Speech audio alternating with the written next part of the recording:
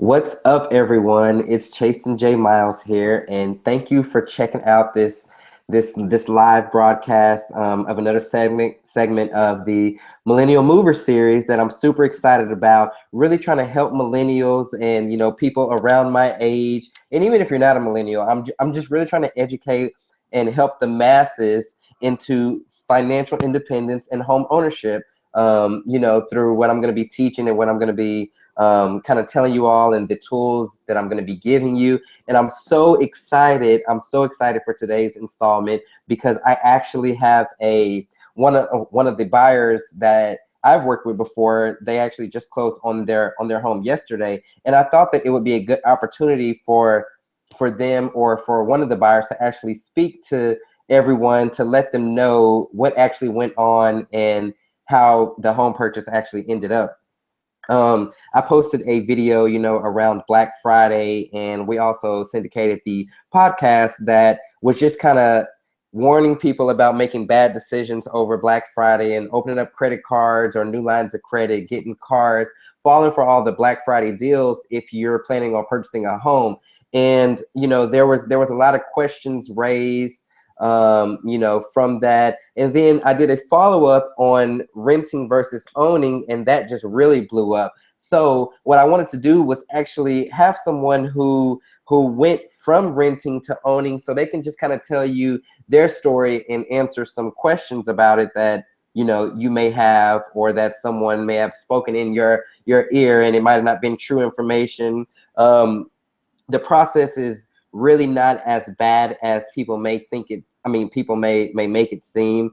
Owning a home is still, I feel like, should be a big mission of people. And I understand, like, there's gonna be some people who just simply want to rent their whole life. And if that's you, turn this video off, turn this podcast off. You don't need to listen anymore, because nothing that I say is gonna get through your mind if you already have it made up that you don't want to own a home. But if owning a home is something that you kind of want to do in the future, you may not just know how to do it, may not know how much money you need or who you need to call, what you need to say. That's what this is for, and that's what this series is for. And again, like I said, I'm super excited for this episode. I want to welcome Lethea to the program. Thank you for being a millennial mover with me, and I'm so excited that you've taken time out of your day and out of your schedule to talk to all my listeners and viewers. So welcome. Thank you. I'm happy to be here. I'm happy to, be a process of that millennial movement at such a young age. And I want to thank you, Chastin, again, as my realtor. You really showed us that, being a homeowner is more than just paying a mortgage, taxes, and insurance. It's like a new wave. All of us are young, and, I feel like that since we're young, we should be able to be more established, not wait till we're 30 or 40 years old, decide to buy our first home. Why not now? What's the wait for? Exactly. So, I mean, with that being said, what made you decide to want to purchase a home? Well, I was currently residing in the Las Colinas area of Irving, and we all know over there is a bit pricey. So, Well, it's the suburb of Dallas. For all of you who don't know, Irving is just a suburb of Dallas, and Las Colinas is a really nice community within Irving. Sorry, go ahead. no problem at all. And just to break down numbers here, realistically, my rent was $1,650. I was in a 2-bedroom, 2-bath, just 1,000 square feet. I mean, yes, the amenities were great. Yes, we had, full-time access, 24-hour access to the pool and, to the gym, but I wanted more. And my expectations are go big or go home. And I felt as if the 1650 that was being applied just towards rent, I could be paying my own mortgage. I'm like, wow, like all this money I'm just spending in rent alone. I mean, that didn't even include like the valet trash, the water, the renter's insurance that I paid on top of the rent. So, I mean, after I broke everything down, a garage, a parking spot. I mean, it was just so many things. So I mean, at the end of the day, I'm spending it close to $2,000 Just on just to your live. home. Yeah, Yeah. just to live in a community that you know over time I'm just paying someone else's rent or mortgage. So I was just like, okay, well maybe it's time to settle down, um, buy and be a happy first time home buyer. Well, awesome that you made that decision. And I'm not quite sure for some of the listeners what city you all are in, but rent is getting out of control in Dallas. There's lots of apartments being built, new communities.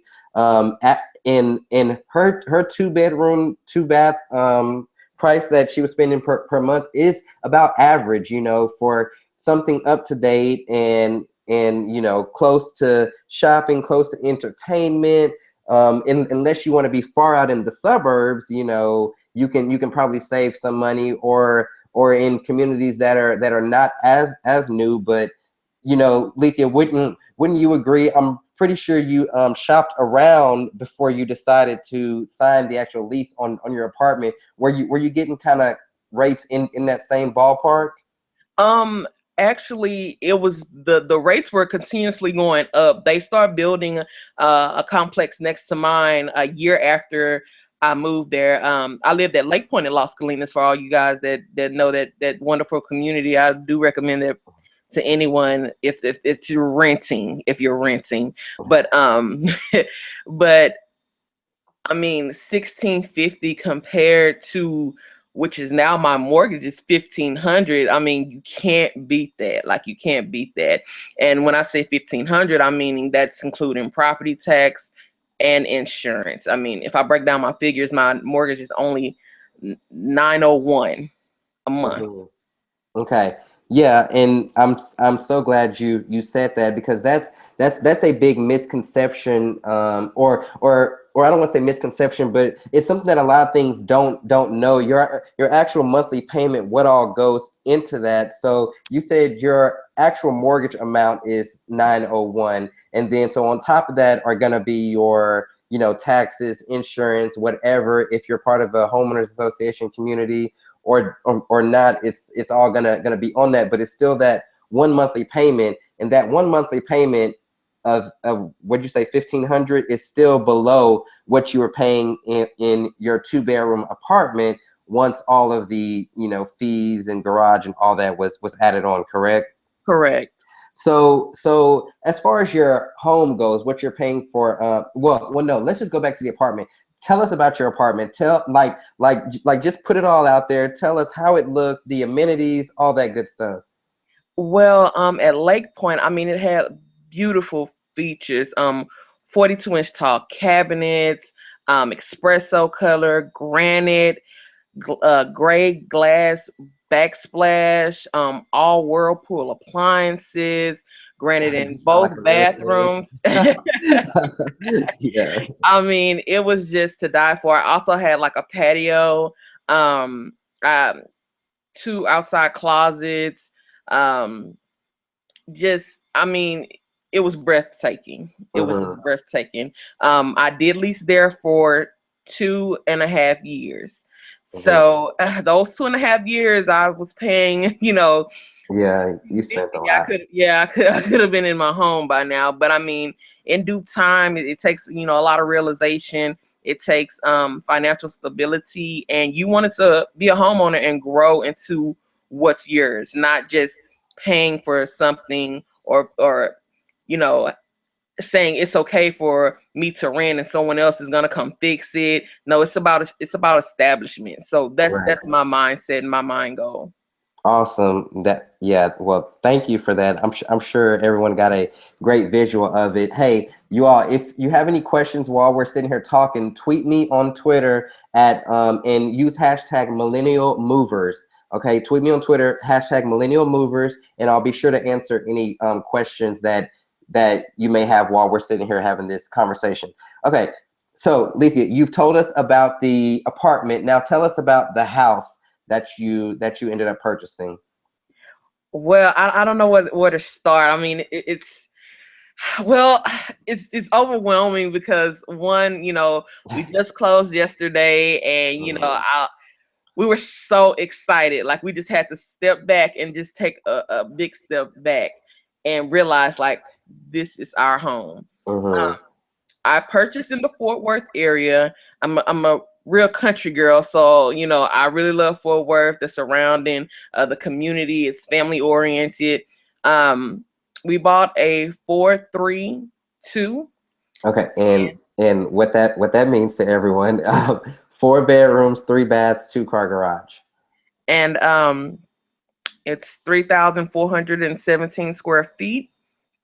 Um, and we're just happy with the purchase. I mean, me, I'm more of like a project person, so I can't wait to paint this and um, do that bigger small projects. I just and on top of that, Chasing, when you toured the property with us, you gave us so many great ideas. So Mhm. we're gonna take heed to that and move forward with the ideas that you gave us as well. I paid 187.5. Chasing negotiated that price down. I'm telling you guys, like Not about it was. me. This isn't about me, everyone. Thank you. Thank I, you. I mean, Chasing asked, "What are you comfortable with? What are you willing to pay? What is your top price?" I said 190, but we got it at 187.5. Again, Chasing, thank you for that. His Yeah, of negotiating skills are great. So. course. Thank you. No, no, I really appreciate that compliment. No problem, no problem. But so far as us settling in, we're getting everything, moved in, and we're still like taking a bath a little bit, but at the end of the day, we can say we own a home. Hmm.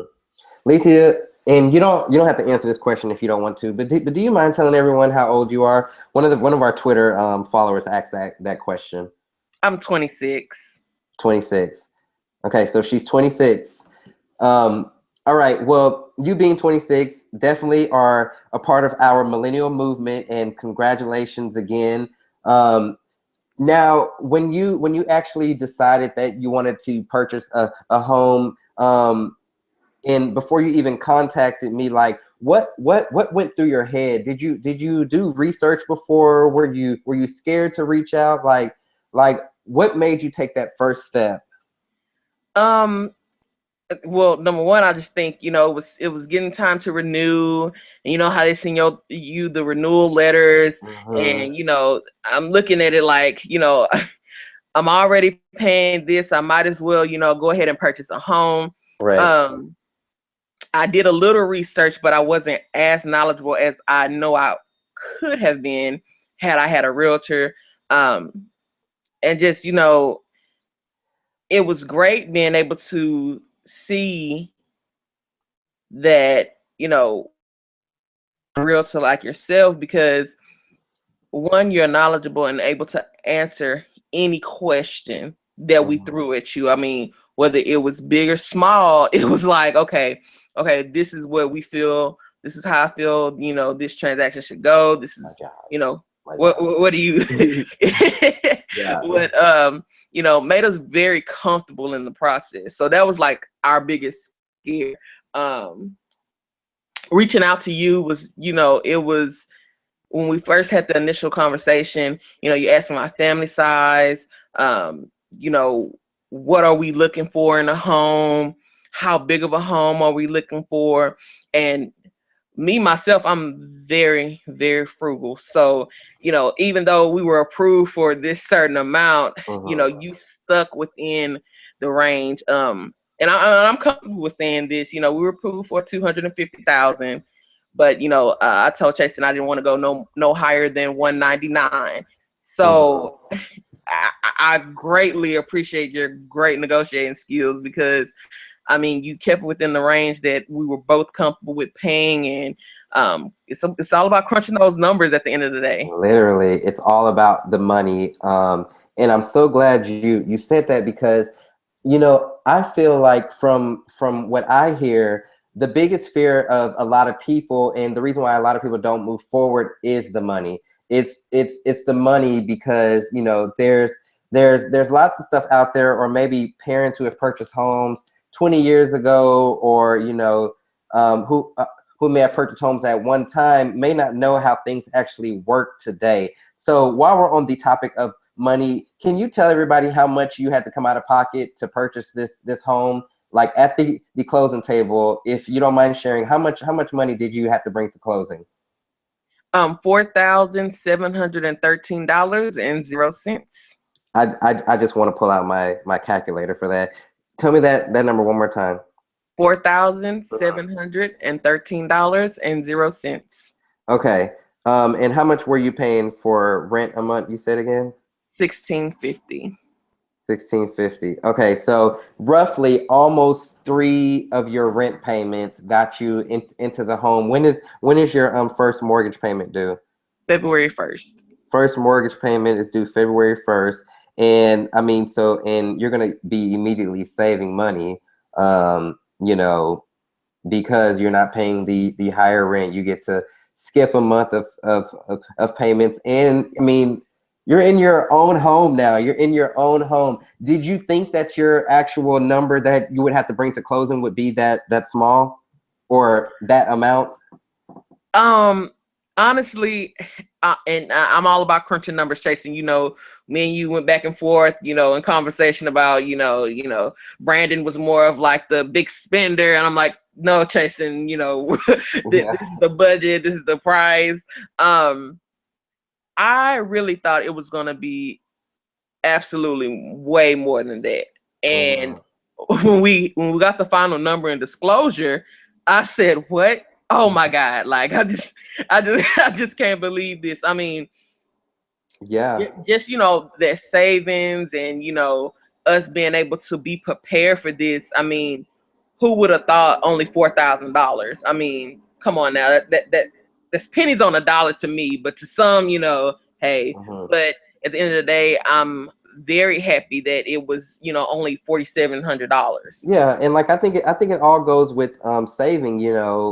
Everyone may not have less than $4,700 in their account right now, but once you put in your mind that you want to purchase a home, because people will go out there, put down 2-3 grand on it as a car down payment, or whatever it is, a super nice apartment. I even have clients that will do rentals, rental properties. And normally when you do rental properties, you have to put down your first month's rent plus a deposit that's equal to your first month's rent. And if you have pets, that's going to add to that. When after it's all said and done, you could be looking at $4,000 or $5,000, depending on how much the apartment is, and that's the money that you had to bring to closing. So I'm really glad that we were able to get you to that amount, and it could be done for anyone. There wasn't a real special situation with you all. This is kind of how it is standard across the board.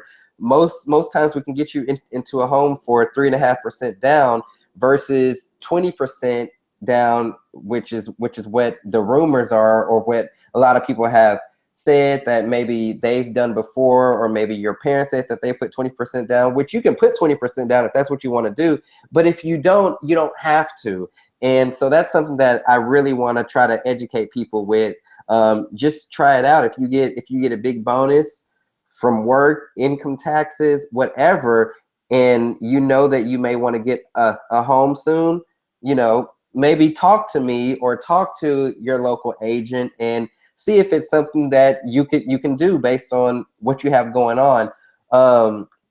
Lethea, I'm gonna let you go here soon, but I wanna ask you one other question. If you had to give a piece of advice to all the millennials out there about renting versus buying, or about getting a home, whatever it is, what would you say to them? I would say purchase something that's in your comfort level. Just because you're pre-approved for a certain amount, please, I advise, just financial wise, do not find something at the top max to your budget. And of course, me and Chastin has had this conversation several times.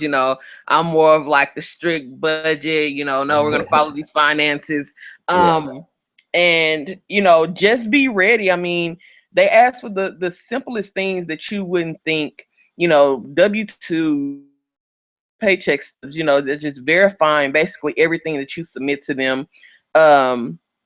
And of course, you'll probably have a hiccup or two along the way, but I mean, it's getting you to that next process or that next step of home ownership. And I would recommend us as, a millennial mover to just go ahead and realize like buying is way better than renting. And at the end of the day, it's yours. No one can take it away from you. You don't have a specific move out day. You don't have to sign this lease every year.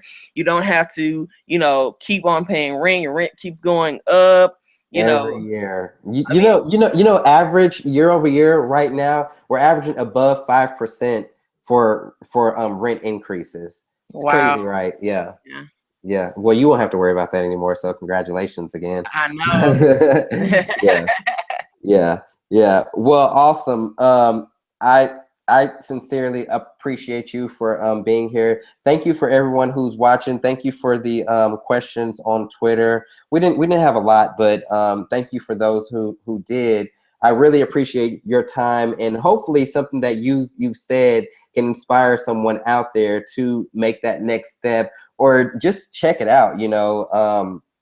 I encourage people to do that. If it's in your mind, whether it's in the front or the back, just check it out. Like see if it can work out before you just dismiss it. And if you've never purchased a home before, don't just automatically think that you can't for a reason or another. There's so many programs out there, and there's so many properties out there. People are always looking to sell, and the seller next door could be your next home. So don't just put it out the window.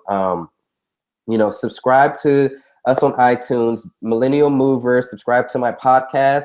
Going to be bringing you some great information, some great episodes. Also going to be hosting the live webinars on YouTube, or Periscope, whichever one you want to be on. So definitely subscribe, stay in the loop, visit my website, follow me on Twitter. Just make sure that you stay in the loop, have some great information. Lethea, thank you again. I appreciate you for being on this today and just educating all of our buyers. Thank you. All of our future millennial buyers. Yeah. Thank you for having me. I really appreciate it. All right. And I will see you all next week, and see you all for the next episode and installment of Millennial Movers, where I'm actually going to be giving you some tools and some actual papers that you can fill out to just check your affordability. We're going to talk more in depth to the numbers. I know that you all heard her number say like 4,000 something. So we're just going to break that down, what that actually went into, and then her actual monthly mortgage payment. We're going to break down what goes into your monthly payment. And I'm going to actually give you a free gift that you can kind of check your affordability to see if you do want to take that next step. But thank you for checking us out. #Millennial Movers on Twitter, and I will see you all soon.